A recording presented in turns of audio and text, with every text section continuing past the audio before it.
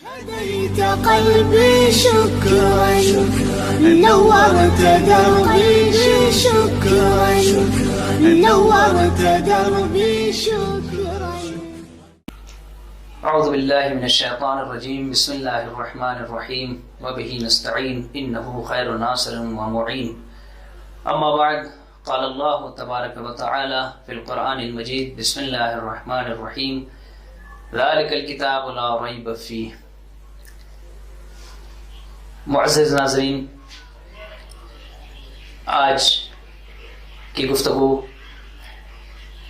قرآن مجید کا چوتھا پارہ ہے، جس میں پروردگار عالم نے کچھ اہم محور پر گفتگو کی ہے۔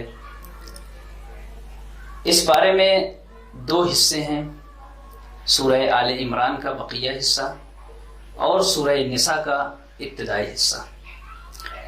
پہلے حصے میں پروردگار عالم نے یعنی سورہ آل عمران کا جو بقیہ حصہ ہے، 5 اہم باتوں کی طرف اشارہ کیا ہے۔ پہلی بات خانہ کعبہ کے فضائل، دوسرا باہمی اتحاد، امر بالمعروف اور نہی عن المنکر، 3 غزووں کا ذکر اور کامیابی کے 4 اصول پروردگار عالم نے اس آیت میں بیان کیے ہیں۔ خانہ کعبہ کے فضائل کیا ہیں؟ کہ یہ سب سے پہلی عبادت گاہ ہے جسے پروردگار عالم نے روئے زمین پر بنایا، جس میں مقام ابراہیم ہے، اور اس کی فضیلت کے لیے یہی بس ہے کہ جو بھی حرم الہی میں داخل ہو جائے اسے امان مل جاتی ہے۔ ضروری نہیں ہے کہ وہ انسان ہو، انسان، حیوان، چرند پرند سب کے لیے حرم الہی امن کی جگہ ہے۔ یہ خانہ کعبہ کے فضائل، بلکہ اور روایات میں یہاں تک کہا گیا ہے کہ خانہ کعبہ کی طرف دیکھنا بھی عبادت ہے۔ دوسرا جو عنوان ہے وہ ہے اتحاد کا۔ اسی آیت میں خداوند عالم ارشاد فرماتا ہے: وَاعْتَصِمُوا بِحَبْلِ اللَّهِ جَمِيعًا وَلَا تَفَرَّقُوا، اللہ کی رسی کو مضبوطی کے ساتھ تھام لو اور تفرقہ اندازی نہ کرو۔ تیسری بحث امر بالمعروف اور نہی عن المنکر کی ہے کہ یہ بہترین امت ہے کہ لوگوں کو نفع پہنچانے کے لیے بھیجی گئی ہے۔ یہ کیا کرتے ہیں؟ بھلائیوں کا حکم کرتے ہیں اور برائیوں سے لوگوں کو روکتے ہیں۔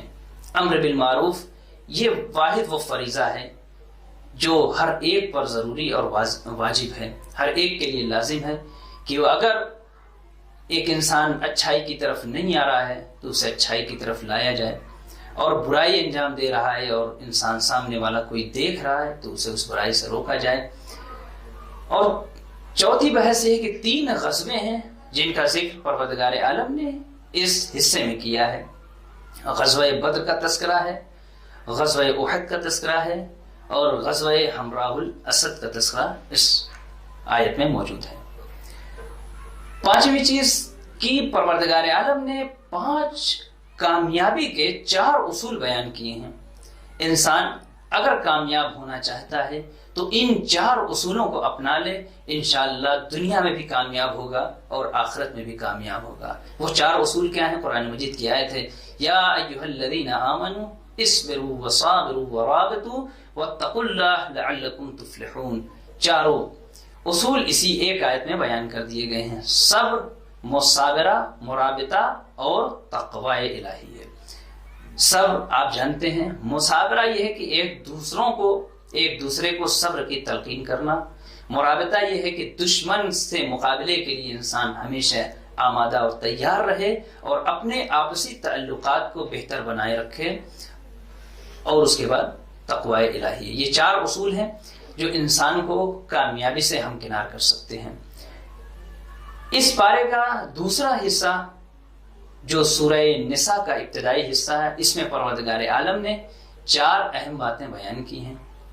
پہلی بات یتیموں کا حق اس آیت میں بیان کیا گیا ہے، اور تاکید کی گئی ہے کہ انسان کو چاہیے کہ وہ یتیموں کے حقوق کو ادا کرے۔ ہماری منطق الگ ہے، پروردگار عالم کی منطق الگ ہے۔ معاشرے میں ہم دیکھتے ہیں کہ اگر کوئی ایک ایسا شخص ہے کہ جس کا کوئی وارث نہیں ہے تو ہر انسان یہ کوشش کرتا ہے کہ کسی طریقے سے اس کی ملکیت کو، اس کی جائیداد کو ہتھیا لے اور اس پر اپنا قبضہ جما لے. لیکن خدا کہتا ہے نہیں، یتیموں کا مال اگر تمہارے پاس ہے تو فوراً ان کے حوالے کرو. البتہ وہ شرائط جو فقہ میں بیان کیے گئے ہیں ان کا تذکرہ یہاں پہ میں نہیں کروں گا، انشاءاللہ کسی اور فرصت میں. تعداد ازواج کا تذکرہ ہے کہ ایک مرد، ایک انسان ایک وقت میں 4 بیویوں کو رکھ سکتا ہے، لیکن شرائط بیان کیے گئے ہیں شرائط کہ اگر ان کے حقوق کو برابر سے ادا کر سکے تو ٹھیک ہے، ورنہ اسے یہ حق حاصل نہیں.